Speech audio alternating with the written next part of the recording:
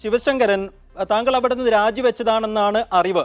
അങ്ങനെ തന്നെയായിരുന്നോ? ഇപ്പോൾ പലതരത്തിലുള്ള കഥകൾ നെഹ്റു കോളേജിൽ നടക്കുന്നതായി ഈ സംഭവത്തിന് ശേഷം പുറത്തു വരുന്നുണ്ട്. പലതരത്തിലുള്ള കഥകൾ. താങ്കൾ അതിൽ പലതും അറിഞ്ഞിട്ടുണ്ടാവും. അകാരണമായി പീഡിപ്പിക്കുന്നു, ഫൈൻ ഇടുന്നു, അവിടെ ഇടിമുറിയുണ്ട്, ഒപ്പം താടി വെച്ചു വന്ന വിദ്യാർത്ഥിയെ പരീക്ഷ എഴുതാൻ സമ്മതിച്ചില്ല, ആൺകുട്ടികളും പെൺകുട്ടികളും ഒരുമിച്ചിരുന്നപ്പോൾ ഭീഷണിപ്പെടുത്തി, എന്തെങ്കിലും പറഞ്ഞാൽ ഇന്റേണൽ മാർക്ക് കുറക്കുമെന്ന ഭീഷണി, വലിയ തരത്തിലുള്ള ഫൈൻ ഇടലുകൾ, അത്തരത്തിലുള്ള പല ആരോപണങ്ങൾ, ആക്ഷേപങ്ങൾ ഉയർത്തുന്നത് സഹപാഠികൾ തന്നെയാണ്.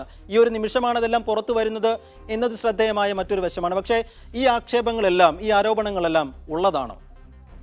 അവിടെ ഉണ്ട്, പറഞ്ഞോളൂ.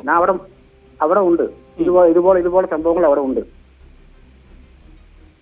ഇത് ഞാൻ സൂചിപ്പിച്ച കാര്യങ്ങളെല്ലാം അവിടെ ഉണ്ടാകുന്നതാണ്. ഉണ്ട്, എല്ലാം ഉണ്ട്. നിങ്ങൾ പറഞ്ഞതുപോലെ എല്ലാം ഉണ്ട് അവിടെ. അവരെ പേടിപ്പിച്ചാണ് അവരെല്ലാം ചെയ്യുന്നത്.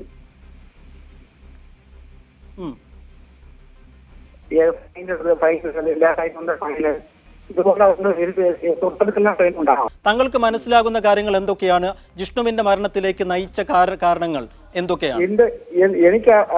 എനിക്ക് ഉള്ളത് അവിടെ വൈസ് പ്രിൻസിപ്പാൾ റൂമിൽ ഒരു റൂമുണ്ട്. വൈസ് പ്രിൻസിപ്പാളാണ് അവർ ആ റൂമിൽ പോയി അവർ ഒരുപാട് ടാർച്ചർ മെന്റലി ടാർച്ചർ, ഓറലി വന്ന് വെർബലായിട്ട് ഒരുപാട് പറയും, കോൾഡിങ്. അത് നമുക്ക് കേൾക്കാൻ പറ്റില്ല. അതാണ് പ്രശ്നം.